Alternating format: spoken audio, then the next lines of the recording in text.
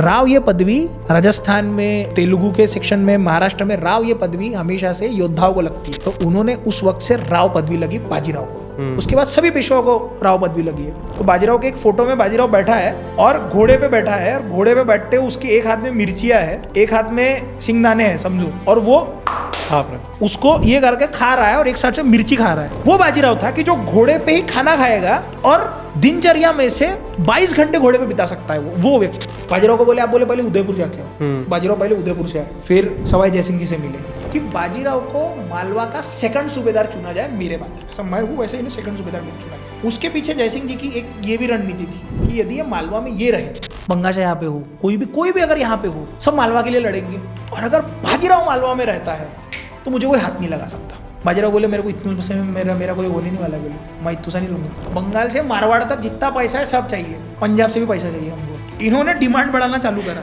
बोले बंगाल से पैसा चाहिए, मालवा से पैसा चाहिए, यहाँ से भी चौथ चाहिए, मुगलों को इतने पैसे भी देना पड़ेगा हम लोगों को, हमारे साथ में इतने युद्ध किए तो 15 लाख रुपए और भर के दो। सब एक्सेप्ट हो गए और बाजीराव फिर नीचे निकल गया पुणे की तरफ।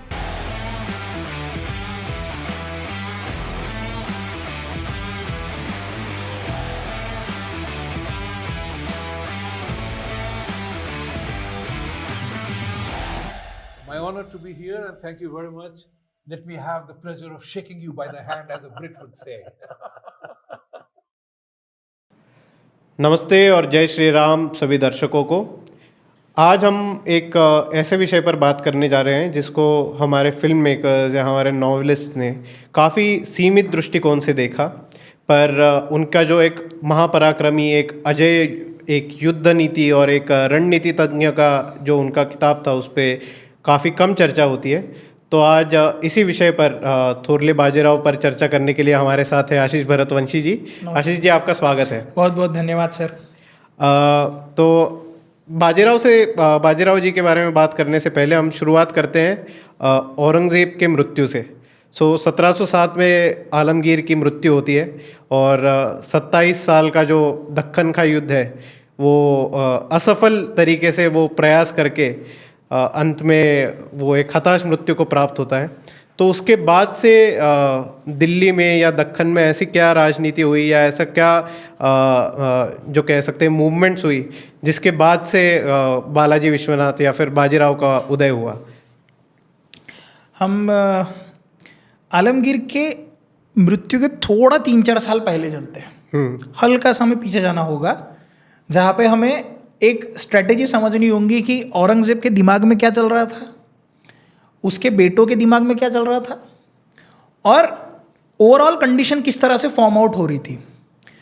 अब औरंगज़ेब जब जा रहा था उसे 2 चीज़ें पता थी कि उसके मरने के बाद मुग़ल साम्राज्य की नींव उतनी जम के नहीं रहने वाली जितनी जम के उसने रखी थी।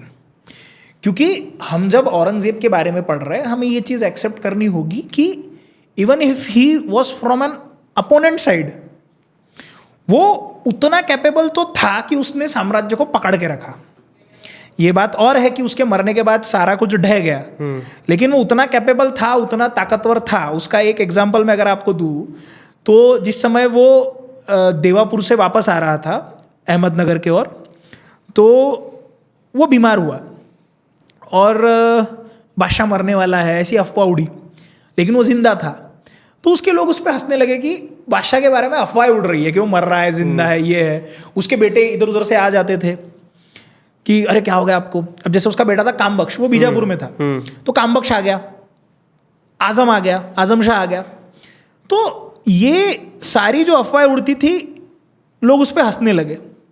तो वो डेथ बेड पे जा रहा है, उसके आखिरी के 2 साल बचे हुए हैं, वो 80 क्रॉस कर चुका है। तब उसने ये आदेश दिया कि अगर इसके बाद मेरे कानों पे बात आती है कि कोई मेरे पे हंस रहा है तो मैं उसको मृत्युदंड दे दूंगा। और किसी ने भी बगावत करने की कोशिश नहीं की, उसके हुक्म माने जाते थे। सो आपको ये बात समझनी होगी कि औरंगज़ेब का जो हैंड था बहुत पक्का था, राजनीति में एकदम धुरंधर था वो, उसको पता था। मतलब ये हमेशा हुआ है एक राजनीति में भारत की, कि जैसे छत्रपति शिवाजी महाराज की डेथ और संभाजी महाराज की डेथ के बाद में हम जब मराठाओं का एक साम्राज्य देखते हैं तो हमें शिवाजी महाराज और संभाजी महाराज इतने कैपेबल लीडर नहीं दिखते वहाँ पे कोई, मतलब उतने लेवल पे। तो एक स्ट्रांग लीडर जब भी जाता है तो एक ब्लैक पीरियड आता है हमेशा से, किसी भी पॉलिटिकल कंडीशंस में. सो इन दैट केस जब हम औरंगजेब को स्टडी करते हैं तो औरंगजेब ने इतने साल दक्कन में गुजारने की वजह से उसने दक्कन को भी उतना बहुत अच्छे से देख लिया था. दूसरी चीज़, उसके साथ काम करने वाले जितने लोग थे उन्हें भी ये बात समझ चुकी थी कि आज नहीं तो कल अगर औरंगजेब मरता है तो उसके मरने के बाद मुगलों के तख्त पे बैठने वाला कोई कैपेबल लीडर नहीं है. तो सारे लोग औरंगजेब को भी झुला रहे थे, कोशिश कर रहे थे ये जल्दी जल्दी मर जाए, और उसके बेटे भी यही चाह रहे थे. और जितने भी लोग उसके साथ काम करते थे, जैसे आसद खान उसका वजीर था, आसद खान का बेटा जुल्फिकार खान. जुल्फिकार खान जिस समय राजाराम महाराज के पीछे जिंजी जाता है, इसके पहले का जो एपिसोड जो कुछ भी है, जो भी है, जो औरंगजेब जब जिंदा है तब है, मतलब वो राजाराम महाराज को पकड़ने के लिए भेजता है. जुल्फिकार खान वहाँ पे भी टाइम पास कर रहा है क्योंकि उसको पता है आज नहीं तो कल बादशाह मर जाएगा, मुझे रहना दक्कन में ही है, और जितनी भी पैसा और जो सियासत चलेगी वो दक्कन वाले चलाएंगे अब, क्योंकि वो मराठों ने अपना रंग रूप दिखा दिया था संभाजी महाराज के जाने के बाद. तो इसीलिए कंडीशन इस तरह से थी. औरंगजेब ऐसी पॉलिटिकल कंडीशन सिचुएट करके जाना चाहता था कि जिसकी वजह से मराठे आपस में ही झगड़ा करें, वो दिल्ली तक ना पहुंचे. सो शाहू महाराज उसके कैद में थे. उसने 3-4 बार शाहू महाराज को ये पूछा, आपको जाना है राजाराम महाराज के पास, छोड़ दूं मैं आपको? तो शाहू महाराज कहते थे नहीं. शाहू महाराज को भी अभी गनीमी कावा करना पड़ रहा था कि नहीं, मैं नहीं जाना चाहता अपने चाचा के पास, वो तो हमें छोड़ के जिंजी चले गए. लेकिन अंदर ही अंदर वो सहकार्य में थे. और ये बात औरंगजेब को भी पता थी कि यदि मैं शाहू को छोड़ूंगा, शाहू महाराज को जिस दिन मैं छोड़ूंगा, राजाराम महाराज के बाद में तारारानी गद्दी पे आई, तो इन दोनों में गृह युद्ध होने का बहुत बहुत आसार है. सो इसी कंडीशन पे पूरा महाराष्ट्र चल रहा था कि इन्हें छोड़े नहीं छोड़े, मराठाओं में क्लैश करवाए, क्योंकि मराठा इतने पावरफुल हो चुके थे कि किसी को भी पता था ये किसी दिन भी दिल्ली की गद्दी खा सकते हैं. So on that basis when Aurangzeb died, उस समय पे वहां पे आजम था. आजम ने अहमदनगर में अपना राज्याभिषेक करवाया, पूरा का पूरा राज्य ये किया, और वो दिल्ली की ओर प्रस्थान करने निकला. अब दिल्ली की ओर प्रस्थान करते वक्त बीच में उसे जुल्फिकार खान ने ये कहा, दाऊद पन्नी खान और जुल्फिकार दोनों ने कहा, एक काम करो आप शाहू महाराज को छोड़ दो, इसे लेके जाना कोई सही नहीं रहेगा, क्योंकि ये जिस समय अहमदनगर से आगे गए, ये मालवा सेक्शन के पास पहुंच ही रहे थे कि पीछे से मराठों ने किले लेना शुरू कर दिया. अब पीछे से यदि मराठे किले ले रहे तो अब क्या करेंगे, हम फिर से तो वापस जा नहीं सकते. तो इसीलिए शाहू महाराज को रिलीज किया गया कि तुम जाओ, तुम्हें मैं छत्रपति पद पे भेज रहा हूं, and you will go as a मांडलिक of Mughal only, you may go. और ये बिल्कुल होने वाला था. उन्हें भी ये ज्ञात था कि व्हाट तारारानी थिंक्स अबाउट हर राज्य एंड ऑल. तो वही हुआ, शाहू महाराज रिलीज हुए और यहां पे दोनों में सिविल वॉर छिड़ा. इसी के बीच में आते हैं बालाजी विश्वनाथ. सो बालाजी विश्वनाथ शाहू महाराज को तब से जानते हैं जब शाहू महाराज कैद में है, क्योंकि मुगलों के पास में पुरंदरे घराना करके एक घराना था सासवड़ का, तो इनके और भट्ट घराने के पुराने संबंध हैं. अब बालाजी विश्वनाथ राजाराम महाराज के लिए भी काम किया करते थे, बिकॉज कान्होजी आंग्रे का अगर आपने नाम सुना होगा जी, नौकादल के जो हेड थे हमारे, 1798 में जो बने, 1698 में जो बने. So Kanhoji Angre and Balaji Vishwanath they were good friends. वो शायद बचपन से ही साथ में है. रीजन बीइंग कि जिस समय पे हम सिद्धिस के खिलाफ कोंकण में छत्रपति शिवाजी महाराज ने मुहिम छेड़ी, तो ये मुहिम इनडायरेक्टली तुकोजी संगपाल, कान्होजी आंग्रे के दादाजी, इन पे शिफ्ट हुई, क्योंकि वो एरिया उनका है तो उन्होंने वो ली. एंड जस्ट बिकॉज भट्ट घराना वॉज फ्रॉम कोंकण, उन्होंने भी उसमें हाथ डाल दिया. तो इन्होंने देखा था कि युद्ध कैसे करना है, क्या करना है. With the course of time 1660 का जन्म है बालाजी विश्वनाथ का. 30 साल के बाद वो राजाराम महाराज के पास में आ रहे हैं, राजाराम महाराज के लिए काम कर रहे हैं. एंड सभी का ये मानना था कि अगर छत्रपति के गद्दी पे अगर कोई हमें कैपेबल लीडर चाहिए तो किसी पुरुष को बैठाना बहुत जरूरी है, क्योंकि सोसाइटी वॉज पैट्रियार्चल, अ बिट पैट्रियार्चल, झुकी हुई थी. सो इसी बेसिस पे गृह युद्ध का निर्माण होता है, और इसी बेसिस पे बालाजी विश्वनाथ शाहू महाराज को मिलते हैं, क्योंकि वो कैद में भी उनके साथ में बहुत बार मिल चुके हैं. So Balaji Vishwanath was the hand of Shahu Maharaj. यहां से शुरू होता है वो गृह युद्ध. ये पूरी जमीन है बालाजी विश्वनाथ, शाहू महाराज और बाजीराव के आने के 15 साल पहले की.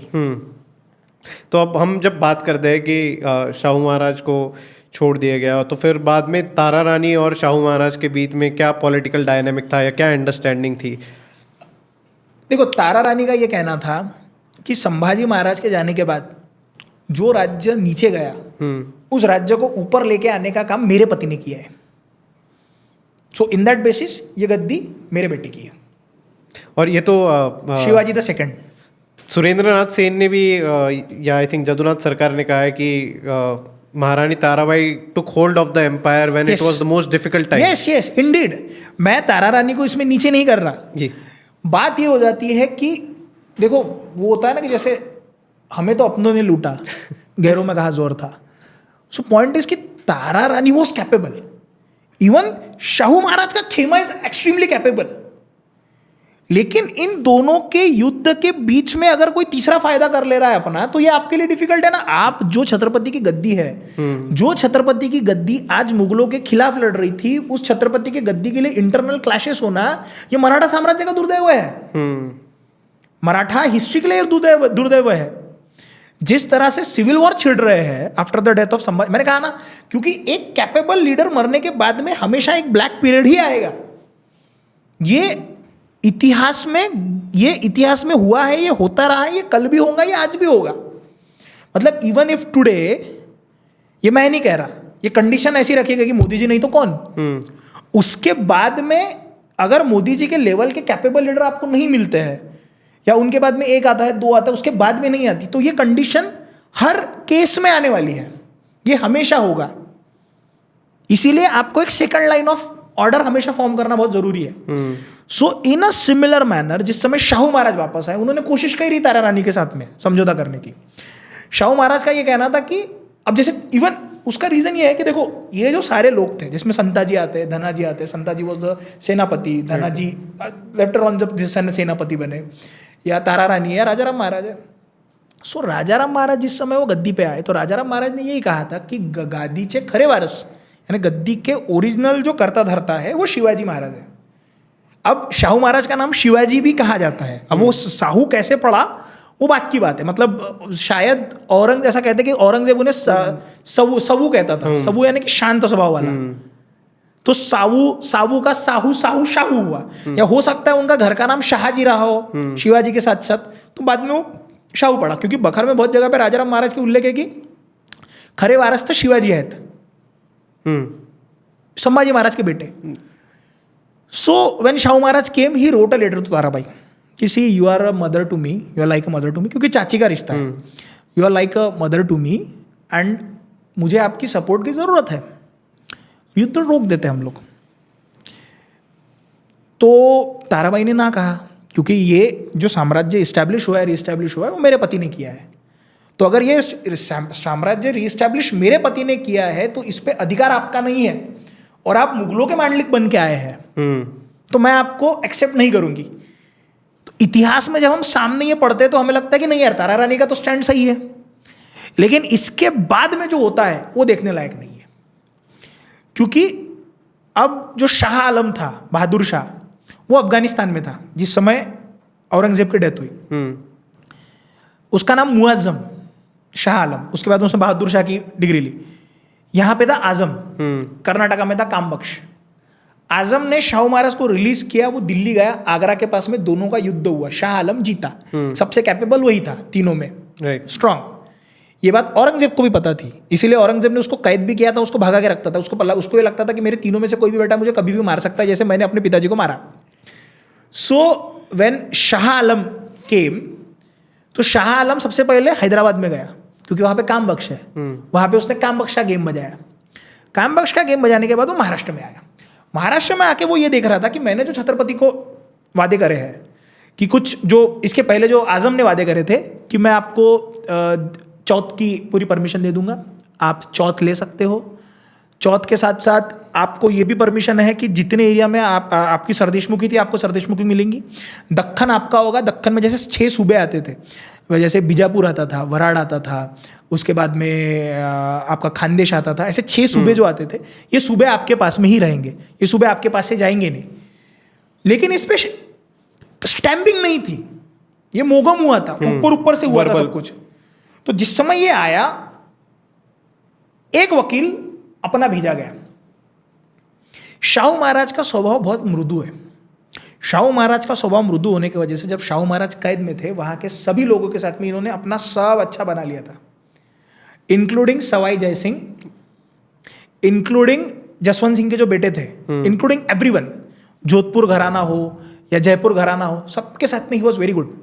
That is why when he was release and release as a Chhatrapati, किसी ने विरोध नहीं किया, क्योंकि छत्रपति का रिलीज होना, इंडिपेंडेंटली आना, ये सिर्फ मुगलों के लिए खतरे वाली बात नहीं है। खतरे की घंटी जयपुर जोधपुर सभी के लिए है, क्योंकि ये लोग दौड़ते दौड़ते कब चौथ लेने आ जाएंगे सबको पता था। But being Shahu Maharaj very calm minded, ठीक है ना यार। So that is why Shahu Maharaj को विरोध नहीं हुआ। तो शाहू महाराज ने अपना जब वकील भेजा, उस समय पे मुगलों के दरबार में दो सेक्ट फूट चुके थे। एक था जुल्फिकार खान का और जुल्फिकार खान के विरोध वाला, मतलब ईरानी तुरानी फैक्शन वहां पे भी थे। ईरानी तुरानी हिंदुस्तानी, ऐसे 3 फैक्शन थे। इसके बारे में थोड़ा डिटेल में बताऊंगा। हाँ, तो जैसे ईरानी, मैं थोड़ी देर बाद बताता हूँ इसके बारे में, ईरानी तुरानी हिंदुस्तानी के बारे में। तो एक फैक्शन था जुल्फिकार खान का, जो सपोर्ट कर रहा था शाहू महाराज के फैक्शन को। दूसरा फैक्शन था जो तारा रानी को सपोर्ट कर रहा था। तारा रानी को किस लिए सपोर्ट कर रहा था? क्योंकि जिस समय पे शाहू महाराज ने अपने वकील को पत्र लेके भेजे कि आप मुझे स्टैम्प दो, तारा रानी ने भी अपने वकील को भेजा कि आप स्टैम्प दो। तो जब हम ये कह रहे हैं कि तारा रानी का स्टैम्प तो इंडिपेंडेंट स्टैम्प है, नहीं, अब दोनों वहां पे जाके ये झगड़ा कर रहे हैं कि हमें सूबेदारी मुगल राजा देगा और हम दोनों इस मुगल राजा से अपने स्टैम्प लेंगे। इस पे बहादुर शाह ये कहता है, लिटरल डायलॉग में कहता है कि आप दोनों झगड़ा करके डिसाइड कर लो किसको लेना है। मतलब जो काम औरंगजेब करना चाहता था पहले, ये बात हुई थी कि इसको छोड़ना है नहीं छोड़ना है, लेकिन उसको डर लगता था। जो काम औरंगजेब करना चाहता था वैसे ही हुआ। वॉर ऑफ सक्सेशन, भाऊबंदी की उनमें चलती थी, हमारे में आई। और सेकंड, उन्होंने बोल दिया कि डायरेक्ट डायलॉग है ना, लिख के दे रहा है, झगड़ा कर लो, निपटा लो एक दूसरे के साथ और फिर आना मेरे पास। स्टैंपिंग नहीं हुई, तब भी स्टैंपिंग नहीं हुई, और बहादुर शाह हंसते हुए निकल गया। यह बात इस समय पे शाहू महाराज को पता थी कि भले ही मैं मांडलिक बन के यहाँ पे आया हूँ, लेकिन मेरे को स्वराज्य का विस्तार करना बहुत जरूरी है। ये शिवाजी महाराज की इच्छा है, यही हमारी इच्छा है। सो इसमें सबसे ज़्यादा मददगार थे उनके पास में बालाजी विश्वनाथ।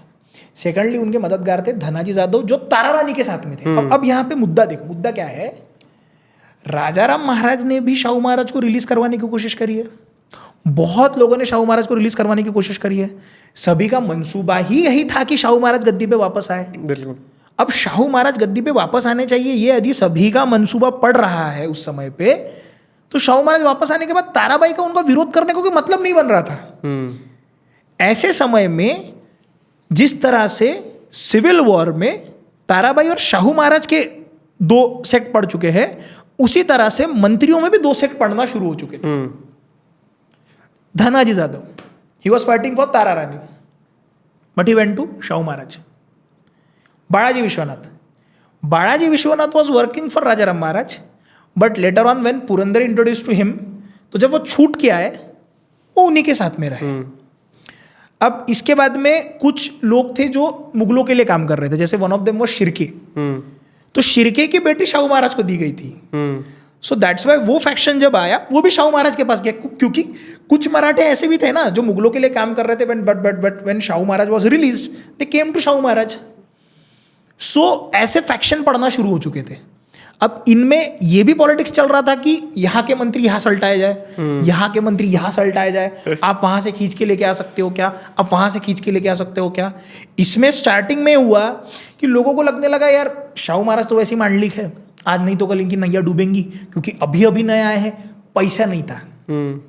नए साम्राज्य विस्तार करने के लिए आपके पास में पैसे नहीं है, आपके पास में धन सामग्री नहीं है, आपके पास में शस्त्र सामग्री नहीं है, आपके पास में लोग नहीं है, सारी टीम सारे लोग किनके पास में है? वो तारा रानी के पास में है। तो अब करे क्या?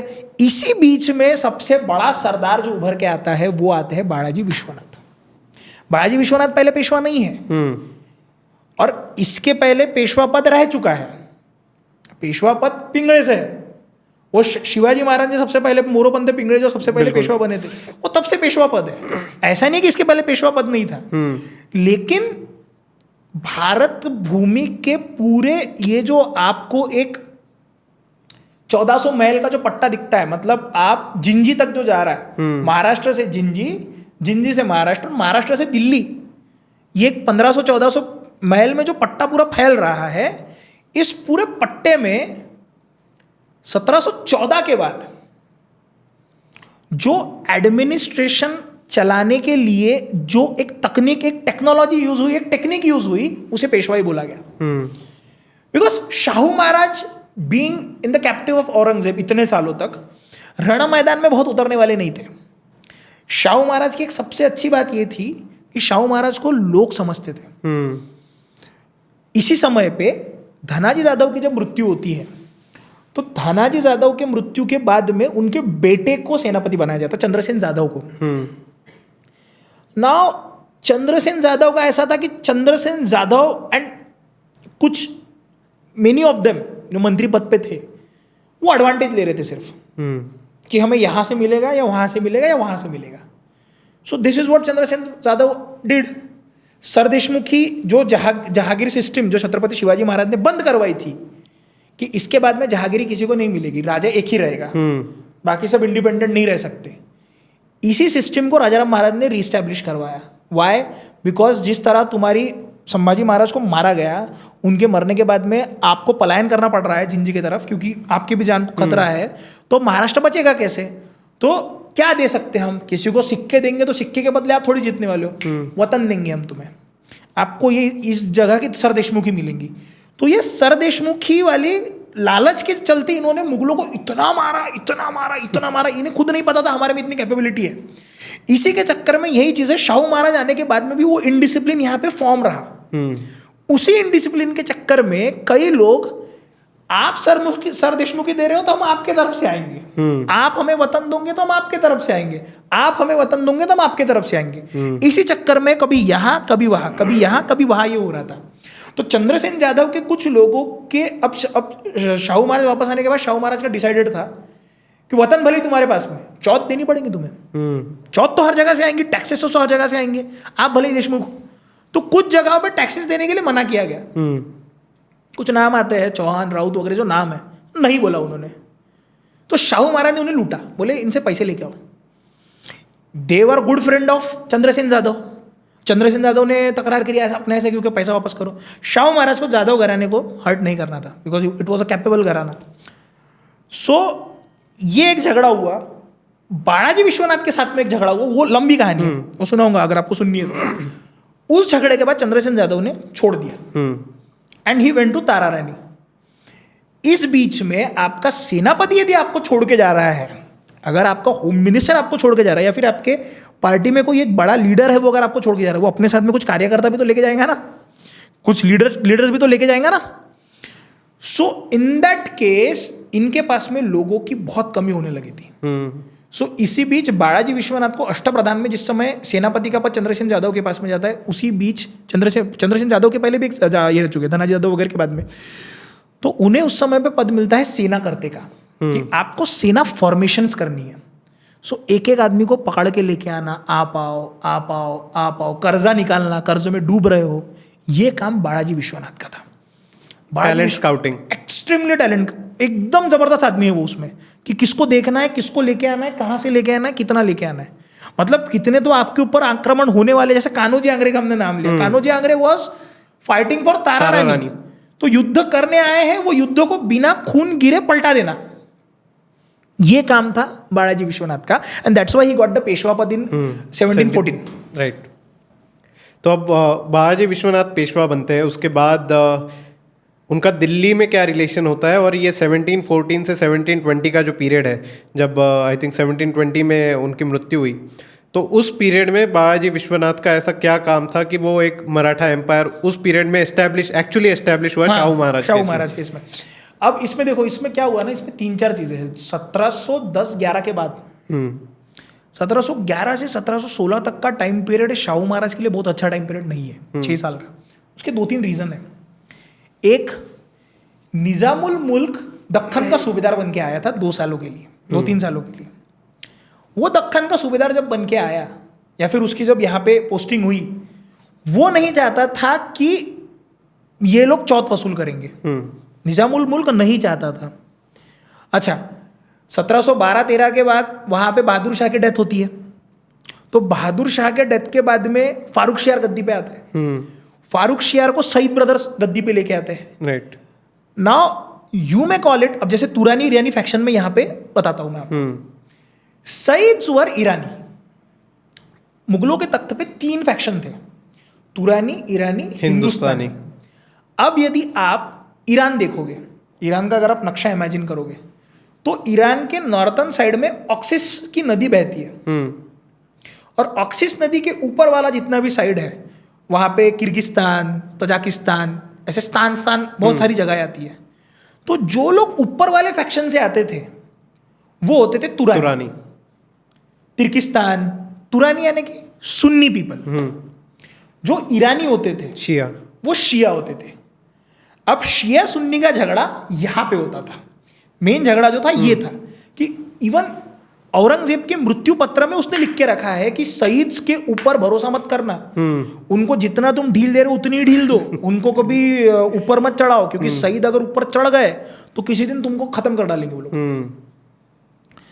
सो जिस समय पे इसकी मृत्यु होती है अपने बहादुर शाह की, तो बहादुर शाह के बेटों के बीच में जब जंग हुई, नासिर जंग नहीं था वो, उसके बेटों के बीच में जब जंग होती है सारी की सारी, उसमें फारूक शियार के तरफ से सईद ब्रदर्स लड़ते हैं and they made him the king.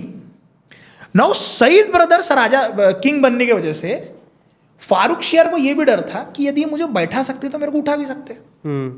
तो फारूक शियार नहीं चाहता था कि Hussain brothers, Syed brothers, sorry, Hussain Ali and Abdullah, Syed Abdullah and Syed Hussain, ये मेरे खिलाफ जाए।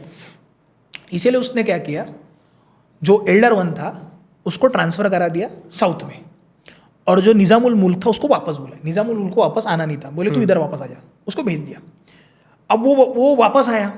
उसके वापस आने के बाद में उसके क्लैशेस हो रहे थे मराठों के साथ में। उसने मराठों के साथ में मारामारी करने की भी कोशिश करी है कि बाबा इनके साथ में युद्ध करूँगा, ये करूँगा, लेकिन उसको एक बात ये समझी थी कि मैं यहाँ पे हूँ, तो जो फारूक शियार था, फारूक शियार सईद ब्रदर्स को खत्म करने की फिराक में था। ये बात भी उसे पता चली। तो उसे किसी का तो सपोर्ट चाहिए था। मैं अगर मराठों के भी खिलाफ जाऊंगा और मुगलों के भी खिलाफ जाऊंगा, अगर दोनों ने हाथ मिलाया तो ये मेरा गेम कर देंगे। इसीलिए उसने मराठों के साथ में संधान बांधा। मराठों के साथ संधान बांधते हुए उसने बालाजी विश्वनाथ को लेटर लिखा कि अभी तक जो आपको 6 सूबे की वतनदारी या फिर आपको 6 सूबे से जो चौथ का वसूल करने का ऑर्डर मिला है, उस पर अभी तक साइन नहीं हुआ था। ये सिर्फ ऊपर से 10 सालों से बातें चल रही थी, वो साइन में आपको लाके दूंगा। अलॉन्ग विद दैट मालवा प्रांत से भी आपको पैसा आएगा। मालवा प्रांत का भी इंपॉर्टेंस है, वो आगे जाके हम जब छत्रसाल बुंदेला वगैरह समझेंगे तो उसमें समझेगा आपको। मालवा से भी पैसे आएंगे आपको। थर्ड, यसुबाई को रिलीज किया जाएगा। साथ में जो भी लोग हैं उनको रिलीज किया जाएगा। उसमें संभाजी महाराज के सेकंड वाइफ का भी एक उल्लेख है, दुर्गाबाई का। बहुत लोगों को ये बात पता नहीं है, बहुत लोगों को ये बात पचती भी नहीं है कि दुर्गाबाई करके एक कैरेक्टर है। दुर्गाबाई का नाम बहुत जगहों पे आया, मतलब बालाजी विश्वनाथ का जो ऑफिशियल लेटर है जिसमें कमल गोखले या बहुत लोगों ने ये बात ऑफिशियली कही गई कि Durgabai was the second wife of Sambhaji Maharaj. She was kidnapped during जो कुछ भी गनीमी कावा दलेर खान के साथ वगैरह जो कुछ भी हुआ था। So she was kidnap from there only. And Durgabai को भी वापस ये सब डिसाइड हुआ कि हमें ये चाहिए, यहाँ से ये चाहिए, इतना पैसा तुमको देना पड़ेगा, ये करना पड़ेगा।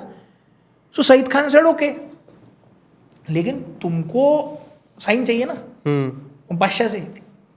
बादशाह से साइन कैसे लेंगे? तो बालाजी विश्वनाथ ने अपनी सेना बनाई, बोले हम जाएंगे, और दिल्ली गए। मराठे गए दिल्ली में पहली बार। ये फर्स्ट टाइम था कि मराठे दिल्ली घुस रहे हैं। इसके पहले सिर्फ दक्कन का शेर आगरा में धाड़ के आया था। मतलब जैसे मैंने कहा कि औरंगजेब मृत्यु शैया पे, तब भी उसके सामने किसी की बोलने की हिम्मत नहीं हो रही है। उसके भरे जवानी में आगरा में जाके दक्कन का शेर धाड़ के आया था कि तुम जानो, तुम्हारा पातशाह जाने मैं कैसा आदमी हूँ, मैं नहीं मानता इसे पातशाह। वो शिवाजी महाराज वहां पे दाड़ के आए थे। आगरा के आगे ये लोग कभी नहीं गए, तो दिल्ली गए थे बालाजी विश्वनाथ। तुम भी देखिया, तुम्हारा बाप भी देखो कि मैं कैसा हाँ वो, तुम देखो तुम्हारा पिता जानो कि मैं कैसा आदमी हूँ वो। मैं यहाँ आया था, मेरी मौत यहाँ आई थी, मैं तुम्हारे बादशाह को बादशाह नहीं मानता। मिर्जा राजा जयसिंह के बेटे के सामने जो कहा था।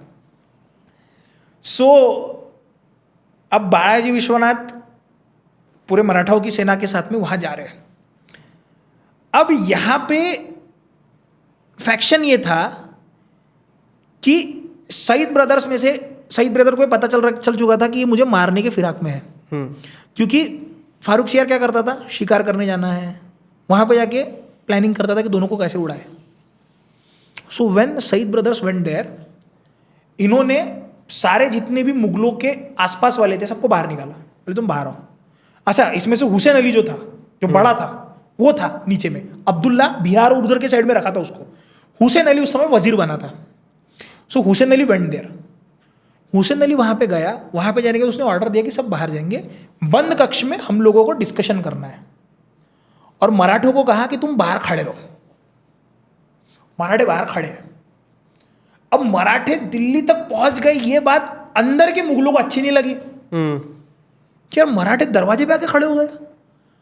और अंदर में सबकी बातें चल रही थी कि बादशाह अंदर में है, सईद ब्रदर्स के साथ में है, 200% गारंटी सईद ब्रदर उड़ा डालेंगे उसको, क्योंकि सईद ब्रदर उनके लोग अंदर में थे। अंदर में कोई बचाने वाला नहीं था बादशाह को उस समय पे। इनकी बातें चल रही है, बादशाह मान नहीं रहा, सईद ब्रदर ने पकड़ के जेल में डाल दिया। 4-5 दिनों के बाद में उन्होंने बादशाह को एग्जीक्यूट किया है। ये पहली बार हुआ था कि किसी 2 मंत्री संतरी वजीर लेवल के लोगों ने बादशाह को मारा है। उसकी आंखें निकाल के फोड़ के लिटरली उसको घुमाया था, हमने बादशाह मारा। और बहादुर शाह के पोते को गद्दी बैठा, 2 पपेट्स बैठाए थे बाद में, एक दरजत को बैठा है, उसके बाद में शाहजहां सेकंड उसको बैठाया। तो फारूक सियार का खौफ बढ़ चुका था कि भैया फारूक सियार किसी को भी कभी भी टपका सकता है। लेकिन मराठे वहां जब गए, इन्होंने जब उन्हें मारा तो उन्होंने कहा ठीक है, मराठों ने जो हमारे साथ में डील करी है उस डील के हिसाब से जब दरजत गद्दी पे आया उसने साइन दे दिया। साइन देते ही यसुबाई के साथ में सभी लोगों को वापस लेके आए। अच्छा, सिर्फ वापस लेके नहीं आए, मराठे जब दिल्ली घुसे हैं तो मुगलों ने उन पर आक्रमण भी कराया कि तुम हमारे दरवाजे पे खड़े कैसे हो। तो मराठे कभी यहाँ से जा रहे, कभी वहाँ से, उसमें 1500 लोग मरे भी हैं मराठों के उसी 2-3 दिनों के टाइम स्पैन में। मराठों को अच्छा नहीं लगा, फिर वहाँ से वापस आए, लेकिन यसुबाई को वापस लेके आए, सभी को वापस लेके आए। यहाँ पे बालाजी विश्वनाथ को एक बात समझी कि मुगल जितना बाहर से दिखा रहे अंदर से उतने ताकतवर नहीं है। और इसको बाजीराव ने बाद में प्रूव भी किया। सो ऑन दैट अकाउंट यसुबाई वापस आई, सभी लोग वापस आए, इन लोगों को वापस लेके लाया गया। 1720 में एक कोल्हापुर के जो संभाजी महाराज थे, मतलब तारा रानी को 1714 में कैद किया गया। राजेश भाई जो राजाराम महाराज की सेकंड वाइफ थे, और उनके बेटे को उन्होंने गद्दी बैठाया और कोल्हापुर की गद्दी इस्टेब्लिश करी। हो सकता है इसमें शाहू महाराज का हाथ हो या ना हो, क्योंकि इंटरनल पॉलिटिक्स है सारा का सारा। कोल्हापुर की गद्दी इस्टेब्लिश हुई और यहां पे संभाजी महाराज का और बालाजी विश्वनाथ का एक कोल्हापुर का युद्ध है, जिसका कोई डिसीजन नहीं हुआ।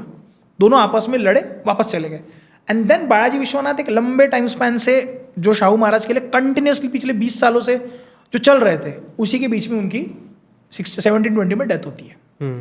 और 1720 में डेथ होने के बाद अब गद्दी पे कौन आएगा पेशवा के पद के?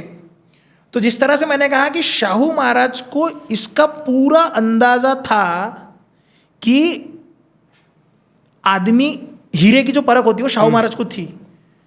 एंड उन्होंने देखा था कि किस तरह से बाजीराव अपने पिताजी के साथ में अलग अलग मुहिम पे जाता था, साथ में रहता था। सो ही डिक्लेयर्ड कि the next Peshwa will be Bajirao only, and there comes the Bajirao. So Bajirao अब पेशवा बनते हैं, तो 20 साल का व्यक्ति, उसके क्या विचार थे, क्या उसकी पॉलिटिकल आइडियोलॉजी थी, क्या उसने सोचा था कि मैं पेशवा बनने के बाद क्या करूँगा? देखो, मैं आपको एक बात बताता हूँ। जैसे मेरा मन है, मैं 14 साल का हूँ, 13 साल का हूँ, 15 साल का हूँ, 10 साल का हूँ। इस टाइम स्पैन में जो चीज़ें मैं देखूंगा वैसे ही चीज़ें मेरे दिमाग में छपेंगी। बालाजी विश्वनाथ के साथ में रहते हुए उन्होंने इस चीज़ को बहुत अच्छे से देखा था। अब जैसे मैंने लास्ट टाइम जैसे बताया, चंद्रसेन जाधव जो छोड़ के गए थे, चंद्रसेन जाधव और बालाजी विश्वनाथ में झगड़ा हुआ था। चंद्रसेन जाधव को छोड़ने के लिए रीज़न चाहिए था, वो झगड़ा मैं समझाता हूँ। वहाँ पे बाजीराव के मानसिक स्थिति पे क्या असर हुआ होगा वो समझना होगा हमें। अब देखो, जैसे पुणे प्रांत, अब ये पुणे का प्रांत जो था, पुणे के प्रांतों को खाली करवा के लाओ या कल्याण के प्रांतों को खाली करवा के लाओ, वहाँ से चौथ वसूल करके लाओ, मेरे को मेरे वापस चाहिए सारे के सारे। ये शाहू महाराज ने डायरेक्ट ऑर्डर दिया था। उस जगह को खाली करने के लिए चंद्रसेन यादव और बालाजी विश्वनाथ दोनों गए अपनी अपनी टीम लेके। ये लोग उमरज के पास रुके हुए थे। उमरज आता है पुणे के सामने, उमरज के पास में ये लोग रुके हुए हैं। वहां पे एक हिरन उठा, दोनों की अलग अलग जगह पे, वहां पे एक हिरन उठा। वो हिरन, अब जैसे बालाजी विश्वनाथ के खेमे में एक राउत करके थे और चंद्रसेन यादव के खेमे में व्यासराव करके थे। व्यासराव was a Brahmin, this person being a Maratha Kshatriya, इन्हें ये शिकार करते थे। सो एक हिरन उठा, उसके पीछे राउत गए अटैक करने के लिए। अटैक करने के लिए गए, वो घुसा व्यासराव के झोपड़े में, मतलब जो वहां पे शामियाना वगैरह उभार के रखा था। सो व्यासराव सेड यार ये हिरन तो मेरे पास में आया तो इसको तो मैं प्रोटेक्शन दूंगा। सो प्रोटेक्शन देने के चक्कर में राउत बोले बीच में से हट जाओ, वो मेरा शिकार है। उन्होंने भाला मारा, भाला लगा व्यासराव गए चंद्रसेन यादव के पास, राउत गए बालाजी विश्वनाथ के पास। दोनों ने अपने अपने हाल सुनाए। चंद्रसेन यादव ने लेटर लिखा, बोले राउत को हमारे हवाले करो। वो बोले हम उसको जो शिक्षा देना देंगे। चंद्रसेन यादव ने पूरी टुकड़ी निकाल के उनके ऊपर आक्रमण किया। जिस समय ये आक्रमण हुआ, ये यहाँ से लोहगढ़ गए, लोहगढ़ से वो आगे गए। लेकिन ये एक युद्ध हुआ, इसमें ये सातारा भी गए, सातारा में जाके शाहू महाराज ने भी उनको समझाया, चंद्रसेन यादव वहां से छोड़ के चले गए। लेकिन यहाँ पे जो 2-3 युद्ध हुए मोटा मोटी, यहाँ पे पिलाजी जाधव जो है, पिलाजी जाधव या फिर जो शिर्के मैंने बताए थे, जो शाहू महाराज के ये है अपने ससुर जी है, तो इन्होंने बालाजी विश्वनाथ और उनकी फैमिली को एक्सट्रीमली प्रोटेक्ट किया। और ये बाजीराव का पहला एक्सपीरियंस था युद्ध का। बाजीराव की उम्र में 9 या 10 साल रही है उस समय पे, 1709-1710 के वक्त की बात है ये। इस युद्ध के प्रसंग में उसे ये चीज़ें समझी कि आपने जिसको कसम दी उस कसम को आपको आखिर तक निभाना है। पिलाजी जाधव पे उस व्यक्ति का इतना दिल आया है कि आगे कई मुहिम में पिलाजी जाधव को ही उसने आगे करा है कि आप हमारे साथ हैं, हम आपके साथ लड़ेंगे। दूसरी चीज, बालाजी विश्वनाथ के ऊपर, बालाजी विश्वनाथ और चंद्रसेन यादव यदि दोनों जा रहे हैं तो चंद्रसेन यादव को समझाने का काम शाहू महाराज कर रहे हैं बालाजी विश्वनाथ की साइड लेके। तो इट इज बट ऑब्वियस कि आपके पिताजी की अगर कोई राजा साइड ले रहा है तो आपका उनके ऊपर पूरा का पूरा दिल आ ही जाएगा कि नहीं, राजा के लिए मैं लड़ूंगा। स्वामी कार्य, स्वामी सेवेसी, बाजीराव हमेशा स्वामी कार्य में तत्पर रहेगा। ये बाजीराव के दिल पे पूरा छप चुका था। तो जिस समय पे 20 साल के गद्दी में वो आता है, वो सबसे पहला डायलॉग शाहू महाराज को ये देता है कि जो पराक्रम हमारे पिताजी ने करे, वही पराक्रम यदि मैं शाहू महाराज के लिए नहीं कर पाया या फिर उससे बड़े पराक्रम नहीं कर पाया तो मेरा पेशवा बनना ही व्यर्थ है और मैं उससे बड़े पराक्रम आपको करके दिखाऊंगा। यह बाजीराव की मानसिकता है उस समय पे कि मैं तो करूंगा। बाजीराव की एक और मानसिकता है, बाजीराव के नाम के सामने हम राव लगा रहे हैं, लेकिन जिस समय हम बालाजी विश्वनाथ की बात कर रहे हैं तो हम बालाजी विश्वनाथ को बालाजी पंत नाना बोल रहे हैं। तो पंत और राव में फर्क यह पड़ता है कि जो व्यक्ति कारकुनी करता है, कारकुनी यानी कि क्लरिकल काम करता है। अब जैसे पेशवा पद, ये बहुत बाद मोरोपंत पिंगड़े से लेके सभी ने युद्ध करे हैं, बट वो हमेशा युद्ध में नहीं रहते थे। 80% of the time they are doing administrative work of IAS, IPS वाला काम वो बहुत कम कर रहे हैं। लेकिन जिस समय तक बाजीराव आया, ये सारे 50-50 हो गया था। ये 90-10, 95-5, 100% भी बोल सकते हो आप। सो ये पूरा का पूरा आपके युद्ध के प्रसंग में ही तब्दील हो चुका था। पेशवा पद युद्ध में ही रहेगा, इसीलिए बाजीराव के सामने पंत नहीं लगा। राव ये पदवी राजस्थान में, तेलुगु के सेक्शन में, महाराष्ट्र में राव ये पदवी हमेशा से योद्धाओं को लगती है। तो उन्होंने उस वक्त से राव पदवी लगी बाजीराव को। उसके बाद सभी पेशवाओं को राव पदवी लगी है। बालाजीराव, बाजीराव, मल्हार राव, रघुनाथ राव, सदाशिवराव राव।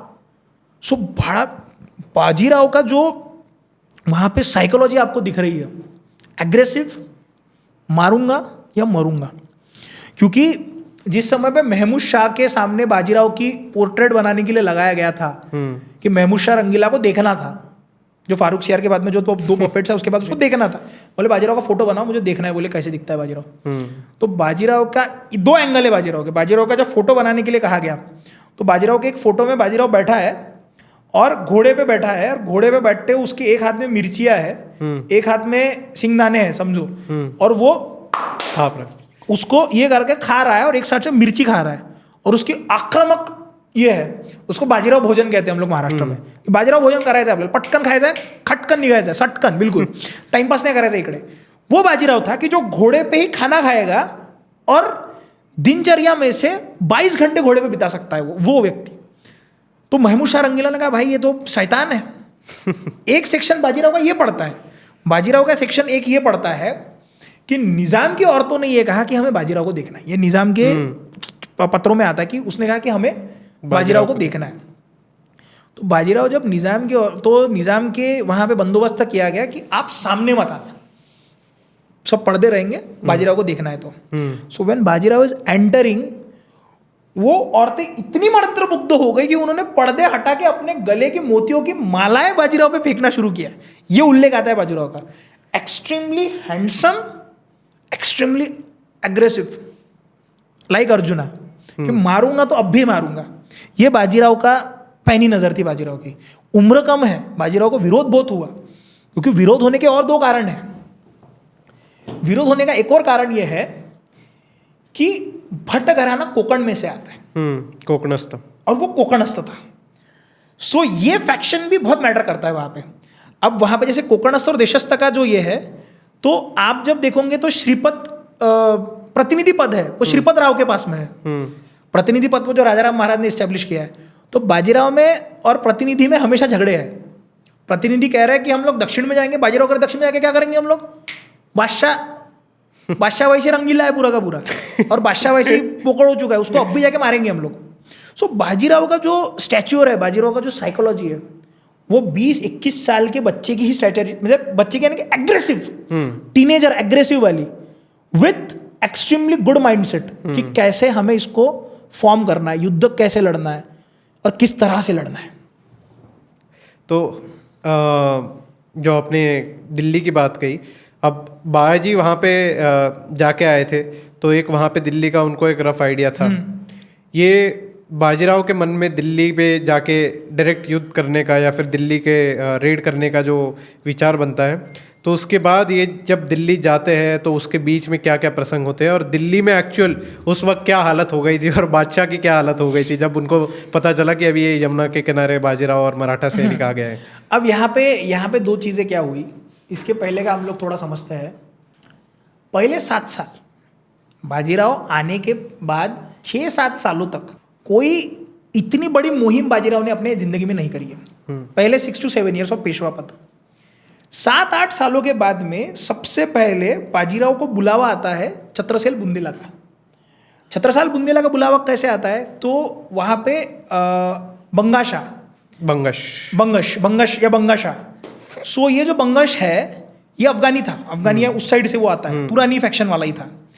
सो बंगश वॉज द सूबेदार ऑफ इलाहाबाद, और छत्रसाल बुंदेला जो है, छत्रसाल बुंदेला के कुछ सेक्शंस में बंगाशाह का एरिया के फैक्शंस पड़ते थे।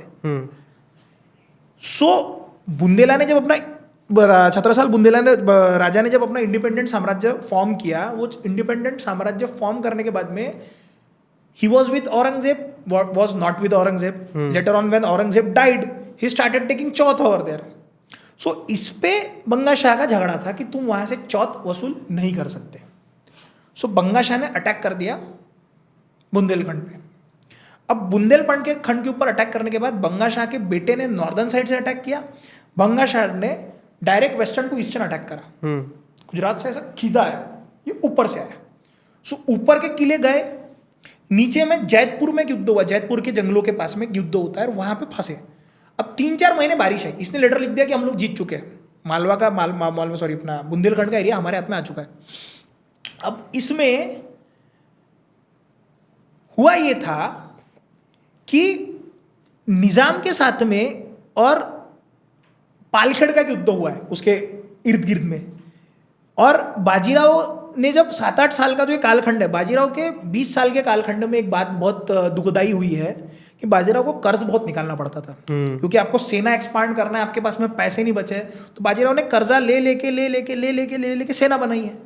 तो बाजीराव का डिसीजन बन चुका था कि मालवा का प्रांत लूटेंगे। मालवा मुगलों के अंडर में था, मुगलों के साथ में वहाँ पे जो मेन कारकिर्दी थी वो जय सिंह के हाथ में थी, राजा सवाई जय सिंह जी के हाथ में थी, और साथ साथ में मुगलों के अंडर में थी। तो उनका था कि मालवा लूटेंगे। अब मालवा के ही ऊपर साइड में चिपक के बुंदेलखंड है, so he was about to leave to Malwa only. उसी बीच में ये बात पता चली बुंदेलखंड को, राजा बुंदेला को, कि Bajirao is about to come here, वो आ ही रहे हैं, तो हम अपने ही मदद के लिए क्यों ना उन्हें बुलाए। सो 3-4 महीने का ये गैप है, बारिश का पीरियड था। बुंदेलखंड से एक लेटर आया and Bundela he himself being a poet, तो उन्होंने लेटर में वो जो पोएम लिखी थी वो कुछ ऐसी थी कि जो गत भई गज, जो गत भई ग्रह गज की, सो गत भई मोही, बाजी लगी बुंदेल की,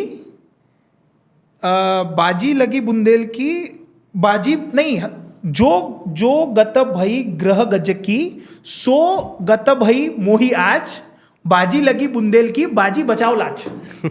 कि जो एक गज को जब चारों तरफ से घेरा जाता है, तो जिस तरह से वो घेरा गया, ग्रह पूरा घेरा गया है, उसी तरह से मैं घिर चुका हूं, तो भैया बाजी लग चुकी है बुंदेलखंड की, तो बाजी तुम लाज बचाने आओ। सो बाजीराव को जब ये बात पता चली, तो ऐसे समय पे इवन मुगलों के दरबार में जो पेशवाओं के लिए काम किया करते थे, उनका भी ये मानना था कि मालवा और बुंदेलखंड का एरिया अब इतना सुरक्षित नहीं रहा है, आप उस पर जाके अटैक करो, आप वहीं से पैसा लो। सो बाजीराव वेंट देयर, बंगा शाह को बहुत मारा। बंगा शाह के साथ में जो युद्ध है, क्योंकि बंगा शाह जब यमुना के तट पे था, वहां पे यमुना और उस सेक्शन में जब वो घूम रहा है, तो उस एरिया में बाजीराव ने उसको डिफीट करा है। और ये बात जब बुंदेलखंड को पता चली कि वो डिफीट हुआ और वो जीते, तो बुंदेलखंड ने कहा कि आप हमारे तीसरे बेटे हैं।